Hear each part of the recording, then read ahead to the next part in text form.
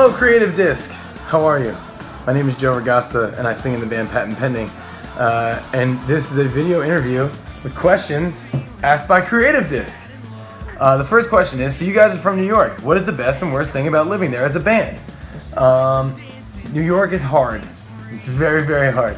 It's, considered, well, I don't know if it's just America that says this, but everywhere that I know of thinks that America is like one of the centers of the universe, like one of the biggest places where like all the entertainment and fashion and craziness comes from. So imagine that's where everybody goes. So a negative part about living in New York is there are 1 million bands here, and if you're not a band, there are 1 million plays here, and everyone's performing all the time. So when you're young, it's very difficult to break through all of that noise because there's so many talented people doing what you're trying to do when you're young. So it's difficult to break through. A good thing about living in New York is you're in the center of the universe, and that's where all the entertainment is. So we got to learn lessons from the best bands in the world because everybody comes to New York. So we never miss a band, we never missed a show or performance or a play or whatever it is that came through. We got to learn from the greatest entertainers in the world because they all end up coming here at some point. So I think New York kind of trained us to be a better band and a more entertaining band, because in New York, you can't just be an okay band that just stands there and kind of goes through the motions. You have to be something different. And that might contribute greatly to why we are such a weird and different band. Number 2, the band has been going since 2001. You must have learned a lot of lessons along the way. Can you share any of them with us? Yes, I've learned a lot of lessons along the way. All of us have. Speaking from my own personal experience being in this band, I have learned things like always bring a snack, because you never know how long something's going to take. Try and plan ahead and be ready to deal with the fact that you didn't plan ahead and you're going to have to scramble and work really hard through the night. Forget about sleeping. On a serious note, make sure that if you're going to be in a band with people that you love them, because if you don't get along, the band won't work. No matter how talented any member is, if you don't like each other and you don't work well together, the band's going to fall apart. And I think one of the reasons that we've been able to keep our band together for so long is because we've learned lessons along the way that we need to respect each other, we need to like each other for this to work. So we do that first, and then we make music second, and it's a pretty good lesson that we've learned. Another lesson is, I'm trying to think of a fun lesson. I don't know, always pack extra clothes. I can't say that enough, because something's going to happen. It's going to rain, or someone's going to spill beer on you, or anything can happen. Always bring extra clothes. Number 3, this May you guys are releasing a new album, Other People's Greatest Hits. What's the idea behind this album? Because it looks like so much fun to watch you performing hits from the Spice Girls and others. Oh, what is this? Patent Pending presents Other People's Greatest Hits. Boom! This album comes out on Friday, May 26, 2017. Very, very, very proud of this. It was just fun. People were asking us why we did this, what was the idea behind it. The idea was, we're a weird band that loves to play music, and we love releasing new music and new material, and we didn't have the time, not really the time, but we weren't allowed to really record a new album this year, this last couple months. So we were going on this tour in England, and I was like, guys, let's record some songs. And we were like, well, we're not allowed to record, so let's do some cover songs. So all these bands hold a special, all these songs, all these bands, all these artists that we covered have a special meaning to us. So the idea behind it was, let's just do something super fun that our fans can enjoy, and hopefully new fans can enjoy by accident when they're looking for the people who actually sang these songs in the first place. So this goes into question number 4. Speaking of the music you covered on this album, Other People's Greatest Hits, available worldwide on May 26th, wherever music is sold. How did you choose amongst the songs there? Because there are so many greatest hits out there, from Ricky Martin to Little Mix, from Tiesto to Ed Sheeran. Choosing the songs was one of the hardest things I've ever had to do in my life.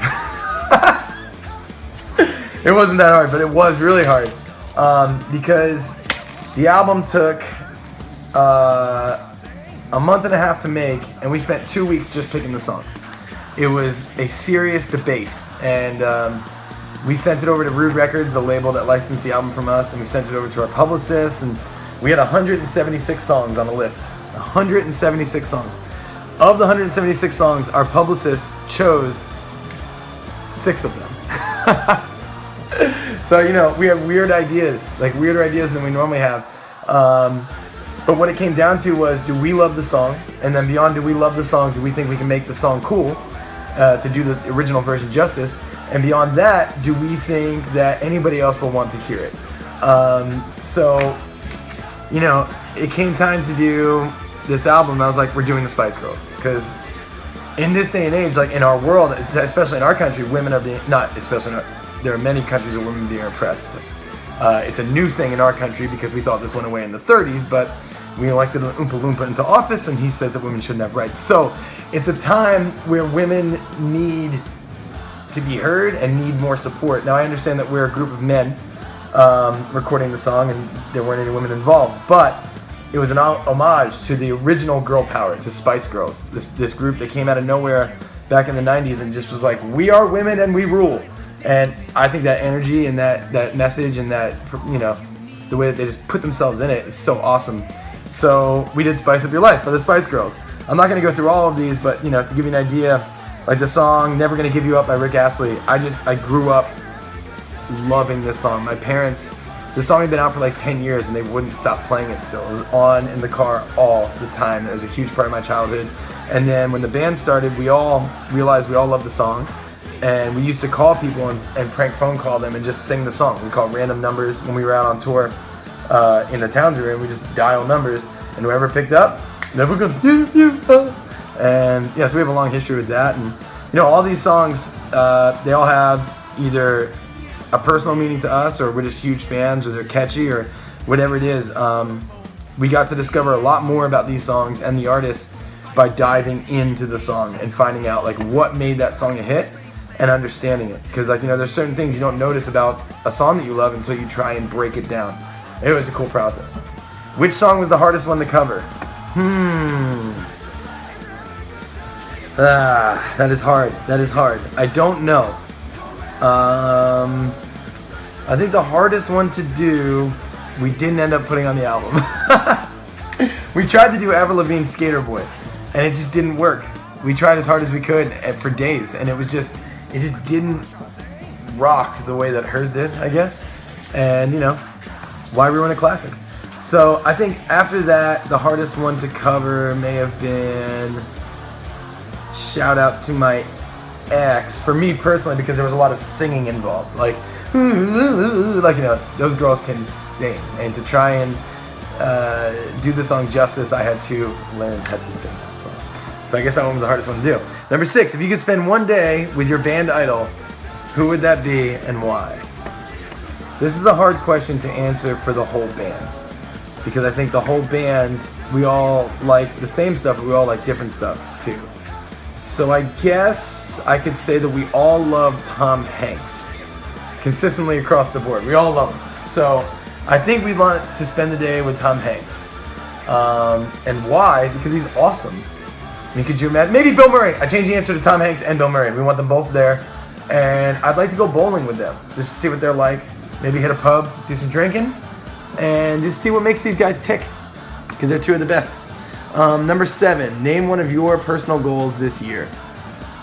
All right, as a band, my goal is for Patent Pending presents Other People's Greatest Hits, available worldwide on May 26th, wherever albums are sold, to do very well and to make a lot of people happy. Making people happy is what Patent Pending tries to do, and I'm hoping this can do it.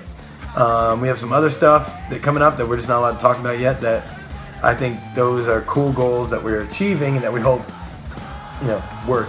A goal that we've always had, we want to play on a late night show. I don't know what country. I think this country is from Indonesia. Like this company, CreativeDisc, is from Indonesia. I don't know if you guys have late night talk shows. We do in our country, like David Letterman, and, well, not anymore. Jimmy Fallon and Jimmy Kimmel and James Corden, all these people, Stephen Colbert, who have like these late night shows where all the stars come on and do interviews, and then they have a band play every night. We've never gotten to do that. I would like to do that. That's what I would like to do this year. Personally, my wife and I just found out we're having twins. Personally, I would like, my goal for this year is to make sure that we make it out alive, because these kids are going to be something else. I can't wait. I'm excited. Number 8, any plan to visit Asia for tour? I would like to add to number 7. Number 7 was name a personal goal this year. Number 8, any plan to visit Asia this year on tour.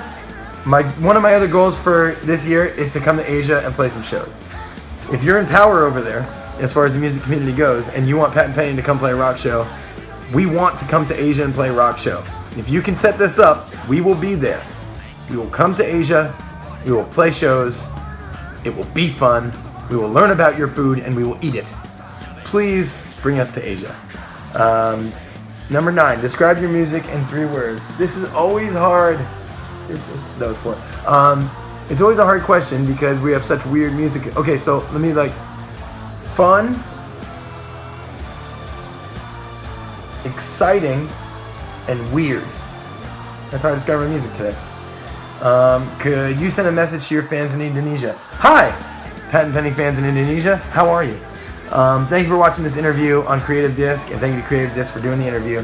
My message to the fans in Indonesia: find out how to make our band come there and bring us there. That's my message to you guys. Be good, love each other, live the life you love, do the things you want to do, and bring Pat and Penny to your city. Love you. Check out Pat and Penny presents other people's greatest hits available on Rude Records, May 26th. Red Records are sold. Love you. Bye.